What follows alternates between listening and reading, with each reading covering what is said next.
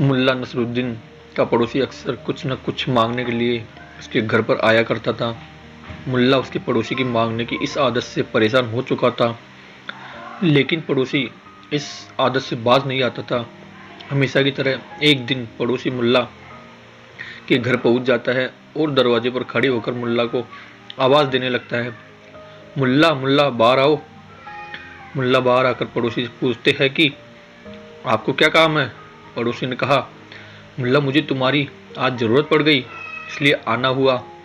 दरअसल बात ऐसी है कि मुझे थोड़ा सामान लेकर शहर जाना है, क्या तुम मुझे तुम्हारा गधा एक दिन के लिए दे सकते हो। मुल्ला को पड़ोसी की ये कुछ न कुछ मांगने की आदत बिल्कुल भी पसंद नहीं थी। मुल्ला ने कहा, अरे भाई तुमने थोड़ी देर कर दी,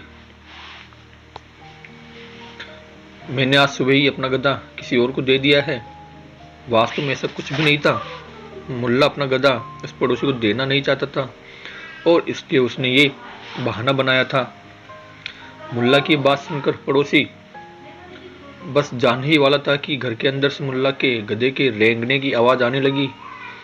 पड़ोसी गधे की आवाज़ सुनते ही समझ जाता है कि मुल्ला ने मुझे गधा न देना पड़े इसलिए बहाना बनाया है। पड़ोसी ने मुल्ला से कहा कि तुम तो बोल रहे थे कि तुमने अपना गधा किसी और को दे दिया है, लेकिन उसके रेंगने की आवाज़ तो तुम्हारे घर के अंदर से आ रही है।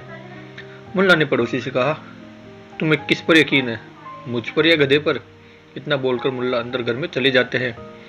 पड़ोसी मुंह लटकाकर अपने वापस चला गया और फिर कभी वापस मुल्ला से कुछ मांगने के लिए नहीं आया।